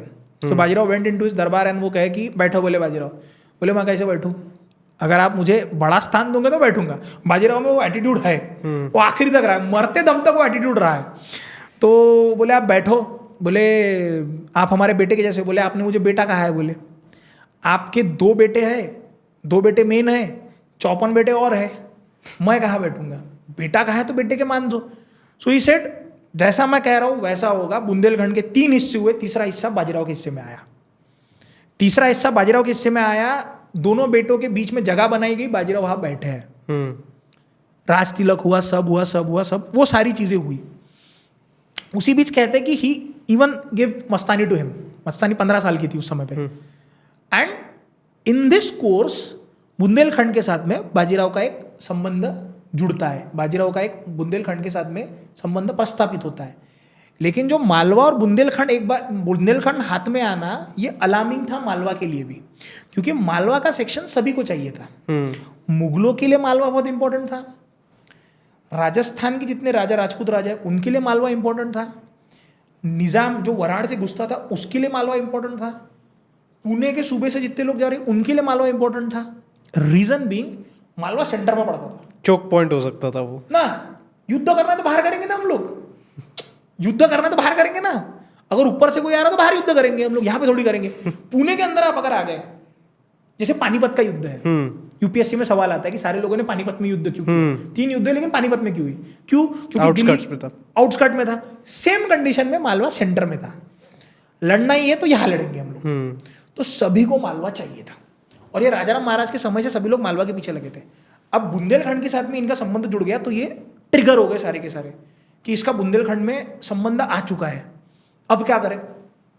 इसी बीच में यहां पे सबसे बड़ी बात यह हुई कि जसवंत सिंह भी ट्रिगर हुए। जसवंत सिंह ने क्या किया, जसवंत सिंह ने लेटर लिखा बाजीराव को। जसवंत सिंह के लेटर लिखने से थोड़े पहले राधाबाई यानी कि बाजीराव की मदर, वो गई थी काशी की यात्रा पे। Now that was a political यात्रा एज वेल। काशीबाई का भी यहाँ पे बहुत दिमाग देखना पड़ेगा, वो सिर्फ यात्रा के लिए नहीं गई है। राधाबाई सॉरी काशी मतलब काशी क्या था। तो राधाबाई व्हेन शी वेंट, वो जसवंत सिंह से भी मिली, वो उदयपुर के राणा से भी मिली, वो बंगा शाह से भी मिली, सभी के पास में गई and she is the mother of Peshwa. सबने उन्हें बहुत रिस्पेक्टफुली ट्रीट किया. एंड जाते जाते बीच में उन्होंने जसवंत सिंह जी के साथ में सवाई जयसिंह जी के साथ में ट्रीटीज भी साइन हुई. ठीक है, हम आपको इतना देंगे, ये होगा, वो होगा, वो होगा. तो सवाई जयसिंह को भी लगा यार हमें ट्रीटी कर लेनी चाहिए बाजीराव के साथ में. So he wrote a letter to Bajirao कि आप आ जाओ, हम बैठेंगे, हम लोग ट्रीटी करेंगे, पूरा राजपूताना आपके साथ में ट्रीटी करने के लिए रेडी है. ये बात उसने मुगलों के भी कान पे डाली, महमूद शाह के. बुलाओ, ट्रीटी करेंगे, विषय खत्म करेंगे. अब ट्रीटी होंगी ये बात तो तय थी. तो बाजीराव वेंट. बाजीराव को बोले, आप बोले पहले उदयपुर जाके आओ. बाजीराव पहले उदयपुर से आए, फिर सवाई जयसिंह जी से मिले. इन सब से मिलने के बाद में ट्रीटी में ये डिसाइड हुआ. अब बाजीराव को ये पता, बाजीराव अगर जयपुर तक आ चुका है तो उसको दिल्ली पे चढ़ाई करना कोई बहुत बड़ी बात नहीं. और बाजीराव ने पिछले 12, 13, 14, 15 जितने भी टाइम स्पेन वो रहा, उसने इतनी हरकतें करके रखी थी कि महमूद शाह रंगीला को भी पता है कि भाई ये कभी भी दिल्ली में आएगा तो मेरे को मारेगा. जसवंत सिंह जी की, जयसिंह जी की ये इच्छा थी, सवाई जयसिंह जी की ये इच्छा थी कि बाजीराव को मालवा का सेकंड सूबेदार चुना जाए मेरे बाद. जैसा मैं हूं वैसे इन्हें सेकंड सूबेदार चुना जाए. उसके पीछे जयसिंह जी की एक ये भी रणनीति थी कि यदि ये मालवा में ये रहे. अब होता ये था कि भले बंगाशाह यहाँ पे हो, निजाम नीचे से हो, निजाम ने अपने आप को सेपरेट कर लिया था, बंगाशाह यहाँ पे हो, कोई भी अगर यहाँ पे हो, सब मालवा के लिए लड़ेंगे. और अगर बाजीराव मालवा में रहता है तो मुझे कोई हाथ नहीं लगा सकता. बाजीराव बोले मेरे को इतने से मेरा कोई होने नहीं वाला. बोले मैं इतू सा नहीं लूंगा. बोले क्या चाहिए? बादशाह को लेटर लिखा. बोले मालवा प्रांत से 15 लाख रुपए आने चाहिए. बोले मंजूर. बोले मंजूर कर दिया. डिस्कस हुआ, मंजूर कर दिया. चिमाजी अप्पा बोले और मांगो उसको. उन्होंने और मांगा. बोले बंगाल से भी पैसा चाहिए. बोले हमको बंगाल से मारवाड़ तक जितना पैसा है सब चाहिए. पंजाब से भी पैसा चाहिए हमको. इन्होंने डिमांड बढ़ाना चालू करा. बोले हमको यहाँ से भी चाहिए, यहाँ सब मंजूर हुई. बोले बंगाल से पैसा चाहिए, मालवा से पैसा चाहिए, यहाँ से भी चौथ चाहिए, मुगलों को इतने पैसे भी देना पड़ेगा हम लोगों को, हमारे साथ में इतने युद्ध किए तो 15 लाख रुपए और भर के दो. सब एक्सेप्ट हो गई. और बाजीराव फिर नीचे निकल गया पुणे की तरफ. आखिरी में सिर्फ एक लेटर आया बादशाह का कि बाजीराव को 10,000 की मनसबदारी और चिमाजी अप्पा को सिर्फ 7,000 की मनसबदारी, चिमाजी अप्पा ने बाजीराव के भाई, 7,000 की मनसबदारी दी जाएंगी. बाकी कुछ भी नहीं दिया. ठेंगा. बाजीराव को खोपड़ा सरक गया कि मोहम्मद शाह रंगीला अपने आप को क्या समझता है. और मोहम्मद शाह रंगीला ने स्टेटमेंट पास किया, कौन है बाजीराव, ऐसा मसलूंगा उसको, ऐसा. ये बात बाजीराव को पता चली क्योंकि बाजीराव उस समय मालवा के ही सेक्शन में घूम रहा था, गोदावरी के नदी के पास. बाजीराव का खोपड़ा हुआ खराब. बाजीराव यमुना और इसी एरिया में था, एमपी के साइड में ही था. बाजीराव का खोपड़ा हुआ खराब. बाजीराव बोले अब हम करेंगे युद्ध. तो बाजीराव गया सबसे पहले भोपाल. भोपाल में मुगलों की सूबेदारी थी. वहाँ के सूबेदारों को बहुत मारा. बोले 50 लाख रुपए निकल. वहाँ से बाजीराव और ऊपर कुछ करते हुए बुंदेलखंड के एरिया में पहुंचे. बुंदेलखंड का कुछ एरिया मुगलों के पास में था. यहाँ पे बाजीराव ने 2 टुकड़ियां बनाई. मल्हारराव होळकर के साथ में एक टुकड़ी थी. तो दिल्ली के अंदर में 3 युद्ध चलते इनके, कालका, पड़पड़गंज और तालकटोरा. लेकिन उसके भी पहले आगरा के सेक्शन में दिल्ली में जाने वाला रास्ता मुगलों के सरदारों ने पैक करके रखा था. अब अंदर कैसे जाएंगे? बाजीराव बोले 2 यूनिट है बोले अपनी. मल्हारराव होळकर बोले आप लेके सीधा चंबल की तरफ वापस घूम जाओ. तो जो सामने से 2 फोर्सेस आई, मल्हारराव होळकर ने हुल देके चंबल की तरफ वो निकल गए. अब ये चंबल की तरफ निकले तो इनका पीछा करते करते ये भी चंबल की तरफ गए. बाजीराव दूसरे सेक्शन से, मथुरा के सेक्शन से अंदर घुसा. ये किसी को पता नहीं था कि बाजीराव की एक टुकड़ी यहां से अंदर घुस रही है. बहुत कम लोग हैं, वो बहुत कम लोग हैं अंदर जा रहे हैं. इस टुकड़ी ने लेटर लिखा, मतलब मुगलों ने लेटर लिखा मोहम्मद शाह रंगीला को. गया बोले बाजीराव, भाग गया बोले, वो टेंशन ही नहीं है. लेकिन इन्हें लगा ये भागा. 2 दिनों के बाद तालकटोरा, पड़पड़गंज और कालका में घुस के बाजीराव ने मुगलों को ऐसा मारा, इतना भयंकर लूटा कि इन्हें यही नहीं समझ में आ रहा था ये अंदर आया कहां से. वो इतनी दहशत मची कि भाई बाजीराव आ गया, बाजीराव आ गया, बाजीराव आ गया, बाजीराव आ गया। और ये जो फोर्सेस आगे गई थी इनको रिट्रीव करके पीछे आना पड़ा, लेकिन उसी बीच बाजीराव ने इतना हाहाकार मचा दिया था दिल्ली में और बाजीराव वापस आ गया। और बाजीराव ने ये दिखा दिया कि तुम मुझे दिल्ली बुलाऊंगा, मैं दिल्ली में आके मारूंगा तुमको। दिल्ली हमने जेब में रखी है, दिल्ली हम डिसाइड करेंगे कि कौन रहेगा कौन नहीं रहेगा। ये बाजीराव था, ये बाजीराव था। और इसीलिए वो झगड़ा चलता है कि बाजीराव मस्तानी में आपने बाजीराव का सिर्फ एक ही एस्पेक्ट दिखाया ना, दूसरा एस्पेक्ट आपने नहीं दिखाया। पालखेड़ की जो लड़ाई है, जो पालखेड़ पे आने से पहले आई थिंक हमारा मस्तानी का विषय चल ही रहा है, तो एक उस एस्पेक्ट पे बात करते हैं कि बाजीराव और मस्तानी का क्या रिश्ता था, और उसको जो ये हमारे नॉवेलिस्ट दिखाते हैं या मूवी मेकर्स दिखाते हैं। दो कहानियां मस्तानी के लिए, आइदर मतलब कंफर्मेशन कहीं पे भी नहीं है। एक जगह पे ये कहा जाता है कि she was the daughter of Raja Bundela from one of his mistress, Muslim mistress. She was the practising Sufi, so that's why she was given, right. जब वो आई 15 साल की थी, वन। दूसरा एक ये भी है कि मुगलों की और निज़ाम की जिस समय झगड़ा हुआ था, तो चिमाजी अप्पा जिस समय मुगलों की मदद करने के लिए नीचे गए निज़ाम के खिलाफ, तो उस समय पे वहां पे एक टेंट में एक औरत उधर रोते हुए मिली, एक्सट्रीमली ब्यूटीफुल। मतलब उसके वो जो महाराष्ट्र में जो कुछ भी चलता है, कुछ पी दिए तो गले में दिखता है। हाँ, ऐसा वो पान खाती थी तो गले से दिखता था। So she was about to consume poison and she was 15 years old। उस समय पे ऐसा था कि 9-10 साल में आपकी शादी हो जाती थी, 10-11 साल के ऊपर आपको कोई लेडी मिलती नहीं थी शादी के लिए। So she was 15 years old। तो कहा गया कि why are you consuming poison. Chimaji Appa ने पूछा, बोले माझा कोणीतरी, मेरा कोई करने वाला नहीं है, बोले अभी मैं बचूंगी नहीं बचूंगी मुझे नहीं पता। So in that case he said कि you come to my brother, elder brother, he will take care of you, and he brought her.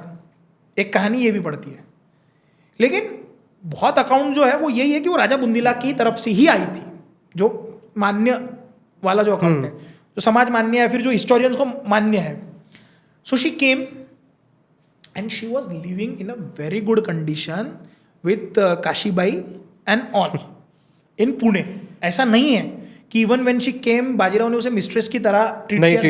he didn't। शादी कब हुई इसका उल्लेख नहीं है, शादी कब हुई इसका उल्लेख नहीं है, लेकिन उसे बहुत सम्मान के साथ ही ट्रीट किया गया। इसमें एक चीज है कि बाजीराव, अब जैसे हम लोग समरसता कहते हैं, जैसे फॉर एन एग्जाम्पल मैं आपके घर में आया, right, I assume that you don't consume meat, but मैं अगर पॉलिटिकल स्ट्रेटेजी लेके आ रहा हूँ कि नहीं यार, समाज का ये जो छूटा हुआ हिस्सा है एक, जैसे मैं आदिवासियों के साथ में जगह जाता हूँ, मेरे जो भाई है वन क्षेत्र में रहने वाले, एंड मुझे उनको अपने आप में सम्मिलित करना है, मैं उनके घर में जा रहा हूँ या फिर कोई भी उनके घर में जा रहा है, and with too much love and too much affection उन्होंने आपके सामने खाना परोसा, और आपने देखा बे यार ये तो सूअर है या मीट है, मैं कैसे खाऊं, मैं तो नहीं खाता।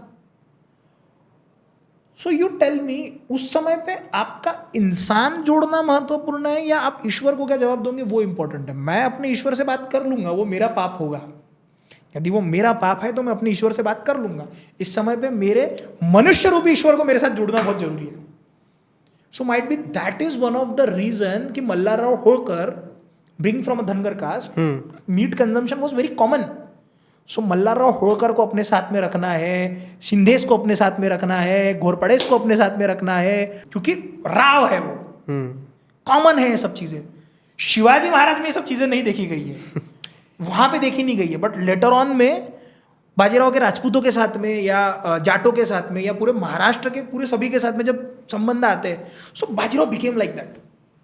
लेकिन बाजीराव ने इसका प्रभाव कभी अपने युद्ध में नहीं पड़ने दिया, लेकिन इसका प्रभाव मस्तानी पे जरूर पड़ा कि बाजीराव दारू पीता है और बाजीराव नॉनवेज खाता है, इसका मेन रीजन मस्तानी है। तो मस्तानी को उस समय तकलीफ हुई है, लेकिन इतनी भी हुई है क्या, नहीं।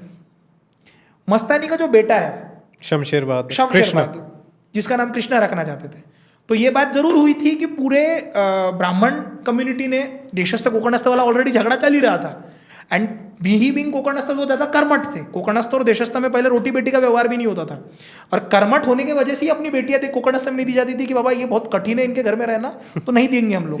और वो लेते भी नहीं थे, हम नहीं ले रहे तुम्हारी बेटियां. On that ground and on that account Bajirao का ऐसा निकलना, तो ब्राह्मण सभा ने उसको डिक्लेयर किया था कि इसको हम लोग जाति में नहीं रहे. उपनयन संस्कार डिनाई किया था. Not just of Krishna, Bajirao के खिलाफ भी ये हुआ था कि ये ब्राह्मणों की ये सब चीजें कैसे कर रहा है. तो ये बात जब बाजीराव को पता चली, तो बाजीराव ने ये कहा था की आम्ही तिकडे तलवारी चालवतो म्हणून तुमचे जानवे इकडे सुरक्षित राहतात. आम्हाला शिकवायचं नाही की ब्राह्मणगिरी काय असते. मैं वहां तलवार चलाता हूं इसलिए तुम्हारा जनेऊ यहाँ पे सुरक्षित है. मैंने तलवार चलाना छोड़ दिया तो तुम्हारे जनेऊ तुम्हारे गले में हार बन के कब आ जाएंगे तुमको पता नहीं चलेगा. तो मुझे मत सिखाना ब्राह्मणगिरी क्या और क्षत्रियत्व क्या है. सो बाजीराव वॉज लाइक दैट कि नहीं, समरसता रहेंगी तो समरसता रहेगी, जातिवाद नहीं होगा तो नहीं होगा, जो लेटर ऑन पेशवाज में आगे जाके थोड़ा प्रखर हो चुका है. बाजीराव 2 के वक्त, बाजीराव 2 या उस के थोड़े पहले मतलब से उस पीरियड में पीक पे आ गया पीक पे आ चुका था. So this was the character of Bajirao and this was the character of Mastani. कि मस्तानी का कैरेक्टर इस तरह से है कि अब ये भी हो सकता है कि जब बाजीराव की डेथ हुई उसके कुछ ही दिनों के बाद में मस्तानी की डेथ हुई है. ऐसा नहीं है कि उनके बेटे को बहुत अच्छे से ट्रीट नहीं किया गया.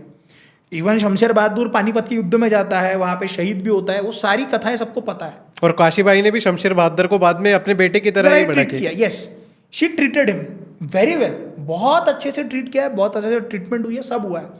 अब बाजीराव मस्तानी की डेथ कैसे हुई, there might be few things की might she is committed suicide because she was so much attach to Baji, और might she died out of कि बाबा. सो दिस वॉज मस्तानी. मस्तानी का कैरेक्टर में एक और चीज थी कि मस्तानी नृत्य बहुत अच्छा करती थी. अब नाउ कैसा है कि if suppose you are a daughter of a mistress, अब मिस्ट्रेस में नाचना ये बहुत कॉमन एलिमेंट है, और ऐसा नहीं है कि उस समय पे नाचने वाली को बहुत लोअर दर्जा था समाज में. हमारे यहाँ पे जब आप देखोगे तो स्पेशली नॉर्दर्न एरिया में तो वो किंग पर कमांड होता था कोर्टिसंस का. जैसे हमारे यहाँ पे देवदासी प्रथा थी, तो देवदासी यूज्ड टू टीच पीपल कि डांस कैसे किया जाता है, क्या होता है. मंदिरों में होता था ना, they were stronger people. So in that manner Mastani के साथ में भी ये था. मस्तानी को तलवार चलाना आता था, मस्तानी को घोड़ा चलाना आता था, मस्तानी युद्ध नीति में भी कौशल्यपूर्ण थी. बाजीराव के साथ में मुहिम में वो जाती थी, भले युद्ध में ना जाए मुहिम में जाती थी. बाजीराव काशीबाई को भी मुहिम में बहुत बार लेके जाते थे. अब कंटिन्यूसली 40 साल में तुम 20 युद्ध करोगे, तुम 6 से 7 महीने 8 महीने बाहर ही रहोगे, तो वाइफ को भी लेके जाना ही पड़ेगा ना भाई. सो वो उस समय उनके साथ में रहते थे. सो काशीबाई का और इसका इतना झगड़ा नहीं है जितना आपको दिखाया जा रहा है. गुण्या गोविंदा नहीं, सगे लोग राहत होते, प्यार भाव से ही सब लोग रहते थे. ओके, सो मस्तानी का डिस्कस हो गया. एक जो आई थिंक मेरा फेवरेट चैप्टर है बाजीराव के पीरियड का, और जिस पर काफ़ी ब्रिटिश हिस्टोरियंस और काफ़ी वेस्टर्न हिस्टोरियंस ने भी लिखा है कि I think this is the epitome of military genius, जहाँ से बाजीराव इस्टेब्लिश होता है कि ये बाजीराव है. कि जो वेस्ट पहले इंडिया को देखता था कि यहाँ पे स्ट्रेटेजिक कल्चर नहीं है, तो वो युद्ध देखने के बाद जो उनको लगता है कि दिस नेपोलियनिक उसके बाद में जैसे वो कहते हैं कि पहले अमेरिका कहता था क्या है बे तू, अब आप कहते हैं तू क्या है, वो जो इस्टेब्लिश हो वहां से इस्टेब्लिश हो. तो वो बैटल ऑफ पालखेड़ के बारे में थोड़ा सा बात करते हैं कि कैसे निजाम को उसमें चकमा दिया. बैटल ऑफ पालखेड़ क्या है, निजामुल मुल्क होशियार आदमी, जबरदस्त आदमी. मेरा मानना है कि आप जब हिस्ट्री पढ़ रहे हो तो आपको विलन्स को भी सराहते आना चाहिए, क्योंकि अगर आप ये कहोगे कि बैटल ऑफ पालखेड़ कितना, बैटल ऑफ पालखेड़ बड़ी क्यों है, क्योंकि विलन निजामुल मुल्क है ना. नॉर्मल विलन होता तो इतनी बड़ी नहीं होती.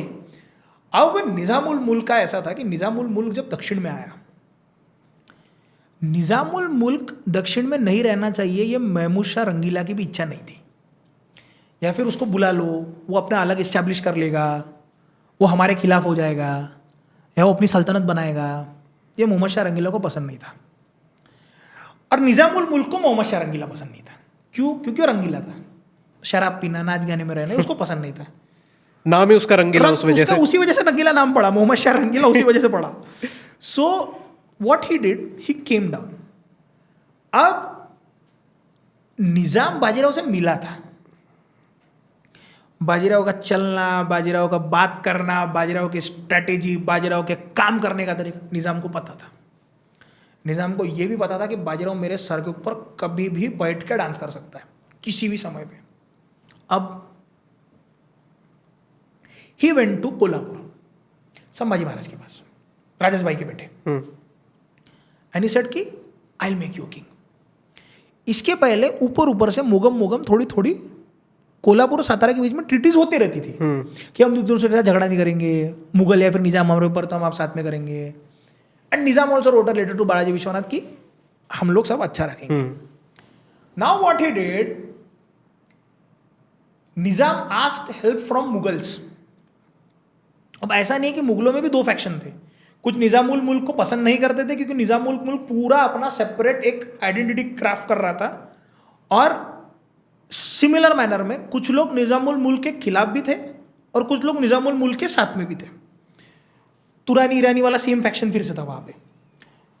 तो इस बीच में क्या हुआ, he went to Sambhaji Maharaj and said कि you should be the Chhatrapati, main Chhatrapati, Satara की गद्दी पे आप बैठने चाहिए। सातारा की गद्दी पे क्यों, जैसे जिस समय शाहू महाराज रिलीज हुए तो शाहू महाराज ने इस समय तापी नदी के पास से लेटर लिखा तारा रानी को कि मैं छत्रपति गद्दी बैठूंगा, आप मुझे मदद करो। She said no. तो बहुत लोग राजा राम शाहू महाराज के पास में आ गए थे, लेकिन शाहू महाराज को पता था कि जब तक मैं सातारा की गद्दी पे नहीं बैठूंगा तब तक मैं अधिकृत छत्रपति नहीं हो सकता, क्योंकि रायगढ़ तो मुगलों के पास में है। तो सातारा की गद्दी अगर फॉर्म राजा राम महाराज ने की तो उसी गद्दी पे मेरे को जाके बैठना है। अब ये बात जब पता चली कि मुझे सातारा की गद्दी पे बैठना है, तो सातारा की गद्दी मेन थी और शाहू महाराज के पास में थी। ये बात जाके संभाजी महाराज को पता है कि मैं तुम्हें सातारा की गद्दी पे बैठाऊंगा। ओके, शाहू महाराज को लेटर लिखा संभाजी महाराज ने कि मुगलों के साथ में कुछ काम के सिलसिले में बात करने के लिए जा रहा हूं, लेकिन वो मुगलों के पास में नहीं गए। With Nizam they attacked Pune, Pune के पास में आके उन्होंने अटैक कर दिया एंड दे एंटर्ड पुणे। और निजाम की सेना फैल चुकी थी, मल्हारराव होळकर, पिलाजी यादव, चिमाजी अप्पा, हर कोई अलग अलग अलग अलग जगह से अटैक पे चल रहा था। ये बात चिमाजी अप्पा को भी पता थी कि सातारा पे ये लोग कभी भी आके आक्रमण कर सकते हैं, क्योंकि वॉर छिड़ चुकी है। सबको पता है कि संभाजी महाराज आ चुके हैं और संभाजी महाराज के साथ में निजाम आ चुका है, निजाम की सेना फैल चुकी है, तो ये लोग कभी भी सातारा में घुस सकते हैं। इसीलिए उन्होंने उनको पुरंदर के किले में शिफ्ट करवा दिया और सभी लोग फैल के युद्ध करने लगे।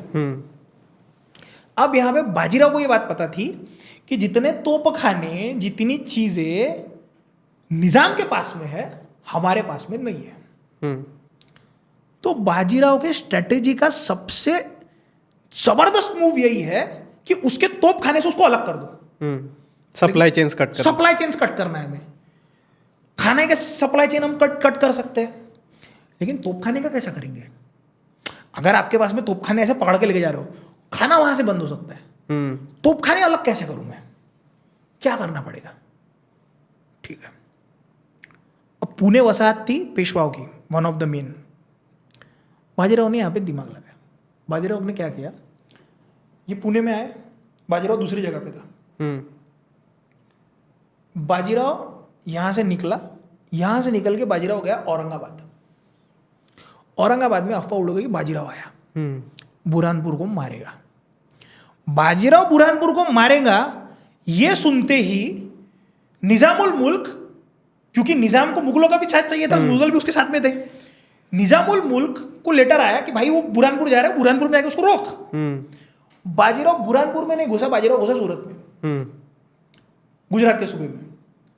वहां के सारे सूबेदारों को बताया, देख निजामुल मुल्क अपने को कभी भी मार सकता है, पर तू मेरा साथ दे। वहां के सूबेदारों को पकड़ के बाजीराव ये सूरत घुसेगा, उसके पहले बाजीराव धुड़े में आया। ये धुड़े में है तो यहां से घूम के ये अहमदनगर, अच्छा ये दोनों मिलके नीचे आके, ये बुरहानपुर में आ चुका था, बुरहानपुर औरंगाबाद के पास में था, ये दोनों घूम के इसके ऊपर आक्रमण करेंगे। ये इसके पहले घूम के अहमदनगर में आ गए। कौन? बाजीराव, निजामुल मुल्क। बाजीराव धुड़े में है, बाजीराव धुड़े में है। ये बाजीराव जब सूरत गया, ये इसके पीछे सूरत जा रहा था, ये ऊपर से सेना लेके आ रहा था, अटैक होगा इसके पहले वो अहमदनगर चले। बाजीराव धुड़े में आकर रुक गया। अब धुड़े और अहमदनगर के बीच में एक जगह आती है, वो है पालखेड़ की जगह। निजामुल मुल्क को ये लगा कि मैं पालखेड़ में अब एक काम करता हूँ, मेरे पास में सेना बहुत है, आज नहीं तो कल युद्ध हो सकता है, तो मैं काम करता हूँ पालखेड़ में वसाहत बैठाता हूँ। वसाहत यानी कि मैं एक अपना कुनबा बैठाता हूँ, कैंप बैठाता हूँ, जहाँ से मुझे रसद भी आएंगी, जहाँ से तोपखाने भी सप्लाई होंगे। अब बहुत दिनों तक बाजीराव उसी साइड में। अब एक बात समझो, धुळे और अहमदनगर या फिर उसके बीच में पालखेड़ के पास में आती है आपकी गोदावरी की नदी। बाजीराव ने क्या कहा, ये उधर साइड में है ना, उसको उधर साइड में रहने दो, हम लोग इधर रुकेंगे। इसका मेन प्लान ये था कि पालखेड़ में मैं अपनी पूरी की पूरी ये करता हूँ और किसी दिन क्रॉस करके उस सेक्शन में जाऊंगा और डायरेक्ट जाके हम लोग बाजीराव पर अटैक करेंगे। मैं एग्जैक्टली मैपिंग आपको नहीं समझेंगे, इसलिए मैं डायरेक्ट जगह के नाम बहुत कम लेने की कोशिश कर रहा हूँ, आप सिर्फ हाथों के इशारे समझो। ये यहां से इन्होंने नदी क्रॉस करी और नदी क्रॉस करके ये लोग अंदर गए। अब नदी क्रॉस करके आप जा तो रहे हो, लेकिन सिर्फ कैवेलरी क्रॉस करी गई, तोपखाने लेके नहीं गए वो। बाजीराव इसी के लिए रुका था कि ये तोपखाने और कैवेलरी लेके जाने में 2 दिन का डिफरेंस पड़ेगा इन लोगों को। उन्हें ये लगा कि बाजीराव जब आएगा तो अहमदनगर और धुळे के बीच में पालखेड़ पड़ता है, तो बाजीराव कहाँ से आएगा, बाजीराव पालखेड़ में से आएगा, तो तोपखाना मैं यहीं पे रखता हूँ। अगर तोपखाना मैं यहीं पे रखूंगा तो कहीं ना कभी हम लोग अटैक करेंगे। कुछ कैवेलरी लेके वो आगे बढ़ा, ये आगे बढ़ा, बाजीराव पीछे से आया, मतलब ये लोग यहां से गए, बाजीराव पीछे से आया, पूरा पालखेड़ उसने कैप्चर कर लिया। मतलब आपको लगा हम सामने से मारेंगे, वो पीछे से घूम के आया, उसने पूरा पालखेड़ कैप्चर किया। पालखेड़ कैप्चर करा, आपका सिर्फ खाना बंद करना था, खाना और तोपखाना दोनों बंद हो गया। अटैक ही नहीं कर पा रहे आप, आपकी कैवेलरी भी फंस गई, आपके पास में रसद नहीं आ रही है, ऊपर से सारे सूबेदारों को पता करेगा तो निजामुल मारेगा, तो वो लोग भी वहां पर अलर्ट बैठे, बाजीराव पीछे से अलर्ट बैठा है, दोनों जगह से घिर गए, इनकी रसद हो गई बंद। अब क्या करे, तब जाके निजामुल मुल्क ने वहां पे ट्रीटी साइन की कि भाई बहुत हो गया, छोड़ दे। शेवगांव में फिर वो ट्रीटी साइन हुई है कि इसके बाद में जो अथॉरिटी पद रहेगा छत्रपति का, शाहू महाराज के पास में ही रहेगा, और चौथ के राइट, और हम तुमको जो चौथ के सरदेशमुख के राइट है वो पूरे के पूरे देते हैं, हमारे पास से तुम चौथ लोगे। आपको इसमें ये चीज समझ में आती है कि जो युद्ध सामने से हो सकता था, आप घूम के जा रहे हो, जैसे आप गनीमी कावा, आपने ये अपना टाइगर हिल का जो युद्ध देखा होगा, जो पीछे से घूम के गए थे सारे के सारे, कि खड़ी पहाड़ी से कोई नहीं आने वाला। सिमिलर मैनर में इस सेक्शन से कोई नहीं आने वाला, पहाड़ों को घेर के बाजीराव वहां से आया था। ये हुआ था पालगढ़ का युद्ध कि भाई एक बंदा जो 27-28 साल की उम्र का है, एक निजामुल मुल्क जो उससे उम्र में कई बड़ा है, इतनी बड़ी फोर्स होने के बाद भी उसको सरेंडर करना पड़ा। ये था बाजीराव। आप एक युद्ध नहीं दिखा पाए पूरे मूवी में, ये शर्मनाक है। तो आई थिंक हमने काफ़ी डिस्कस कर लिया। एक अंतिम प्रश्न इसके, 1720 में बाजीराव पेशवा बने, 1740 में उनका देहांत हुआ रावेरखेड़ में। तो जो उनका अंतिम फेज कैसा था, वो कौन से बैटल के लिए जा रहे थे, और उनके मृत्यु के उपरांत Bajirao was going to Malwa, and Bajirao की जो शराब वाली आदत थी वो उसके वजह से बहुत काफ़ी वीक हो चुके थे। This is the reality and this is the truth. Bajirao को कहता है कि बाजीराव जब खंडवा के पास में थे, खंडवा के पास में उनकी जो समाधि पड़ती है, खंडवा एमपी के सेक्शन के पास में जो समाधि पड़ती है, सो बाजीराव वो सफरिंग फ्रॉम टाइफाइड एंड इस खानसामा सेठ जो कुक है कि राव खाना बना देता हूँ, आप सो जाओ, आराम करो। बाजीराव बोले मैं नहा के आता हूँ। बोले बाजीराव बुखार है, राव है हम। And Bajirao went, and all this मानसिक तनाव भी चल रहा था कि बाजीराव की जो आदत है, चीमाजी अप्पा ने उनको छोड़ने के लिए कहा, बाजीराव ने वो छोड़ा नहीं। घर में थोड़े बहुत क्लैशेस उनकी वजह से हो भी रहे थे, पर मेजर रीजन नहीं था वो, मेजर रीजन नहीं था वो, that was not a major reason. Bajirao का सबसे मेजर रीजन यही रहा कि बाजीराव ने एक तो कंटिन्यूअस युद्ध करे हैं, 20 साल के इसमें आपके 40 युद्ध हो रहे हैं कंटिन्यू। आप हर 40 साल की उम्र में आपके 20 युद्ध हो रहे हैं, हर 6 महीने बाद युद्ध पे जा रहे हो, हर 6 महीने बाद युद्ध पे जा रहे हो। अलॉन्ग विद दैट आपकी बॉडी भी आपको नहीं, 20 साल में 40 युद्ध हुए, राइट। 40 साल में 20 युद्ध हुए, मतलब वो पेशवा बनने के बाद 40 युद्ध, हाँ 40 युद्ध, हाँ सॉरी मैं उल्टा कह रहा था, हाँ 40 युद्ध हुए, 20 साल वो पेशवा 20, बनने के हाँ। बाद, हाँ 40 युद्ध हुए।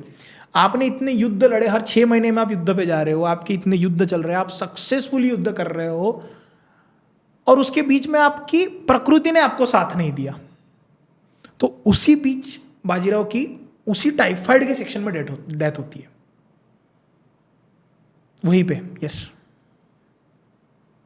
और उसके बाद एक बस ब्रीफली हम लोग बात करते हैं कि बाजीराव के बाद से बैटल ऑफ मतलब ये बहुत ब्रीफ आंसर आपसे चाहूँगा कि जो पानीपत की लड़ाई हुई या उसके बाद में I think Anglo Maratha war, तो ये जो एक पीक पोस्ट था पेशवा पद, तो क्या ये ऐसे 2 या 3 मेजर रीजंस थे कि जिसके बाद एक थोड़ा सा बाद में माधवराव ने वगैरह वो फिर से रिक्लेम किया, पर ओवरऑल अगर हम देखें तो Maratha could have been in a better position if we see to rule over India rather than British, तो वो पूरा पावर होते हुए हमने देखो ये इसका एक जवाब क्या है पता है क्या? बाजीराव ने जिस समय दिल्ली पे आक्रमण किया, बाजीराव ने लेटर लिखा था, बाजीराव ने लेटर लिखा था कि हम दिल्ली पे चढ़ाई कर सकते हैं, आज भी हमारे में ताकत है, आप बस बताओ, दिल्ली में आपके चरणों में लाके दूंगा कि हम दिल्ली चढ़ाई करेंगे और दिल्ली पे शाहू महाराज को गद्दी बैठाएंगे। लेकिन शाहू महाराज की पॉलिटिकल एनालिसिस ये कहती थी, and this might be true and this might be right, हमारे हिंदुओं में प्रॉब्लम क्या है ना, मराठे अगर गद्दी पे बैठते, ये भारत के किसी भी हिंदू राजा को पसंद नहीं आता। मुगलों के तख्तासीन तुम्हें चलेंगे क्योंकि तुम जन्मों से मुगलों के मांडलिक रहे हो, मराठा नहीं बैठना चाहिए। इसीलिए वहां से बाजीराव को एक तो वापस बुलाया गया। एंड ये हमेशा से एक प्रॉब्लम रहा है, शिवाजी महाराज हुए, संभाजी महाराज हुए, देन एक सिविल वॉर छिड़ा घर के अंदर में।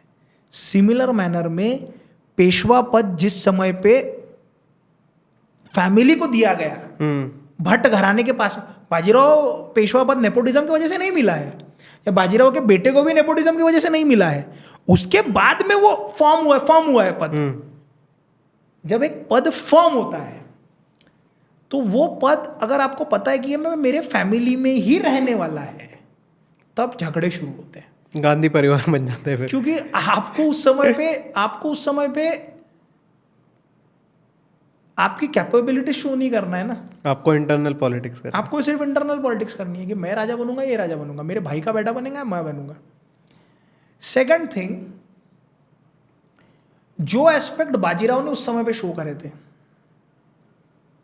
मतलब मल्हारराव होळकर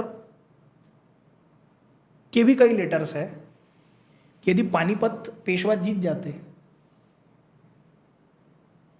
तो हमें पेशवाओं के धोतर धोने पड़े होते हैं। ब्राह्मणिज्म पिक पे जा चुका था, कास्टिज्म पिक पे जा चुका था, ये रियलिटी है, फैक्ट आपको एक्सेप्ट करना पड़ेगा, आप उसको डिनाई नहीं कर पाओगे।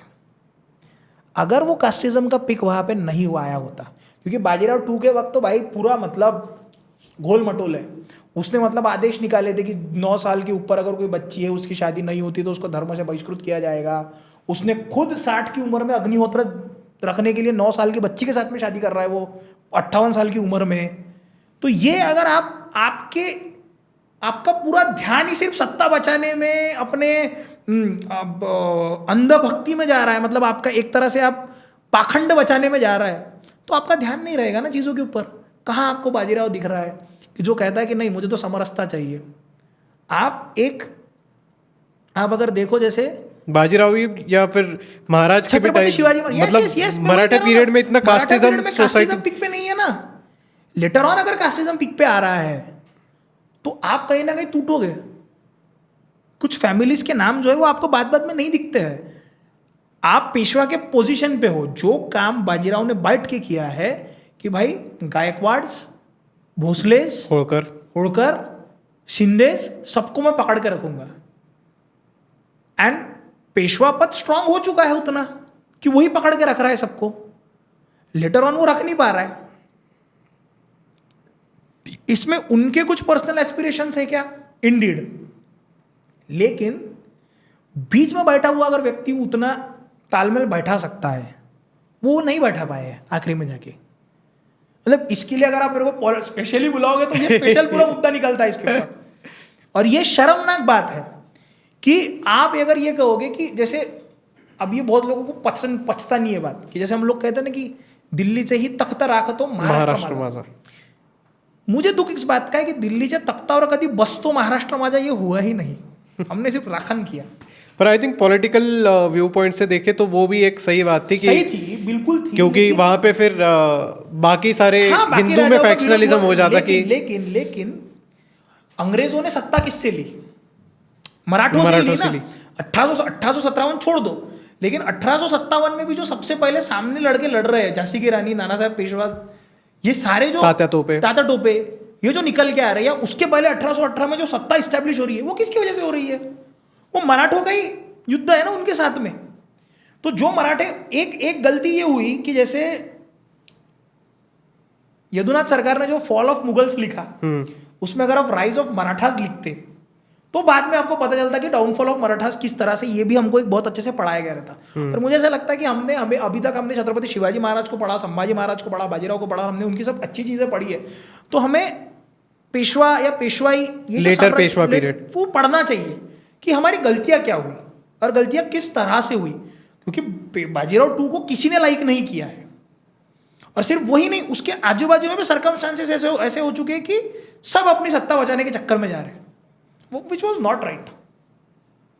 सो आई थिंक आज के पॉडकास्ट को हम यहीं पे विराम देते हैं. आपका बहुत बहुत धन्यवाद आशीष जी. बहुत बहुत धन्यवाद बुलाने के लिए. जय हिंद, वंदे मातरम. जय श्री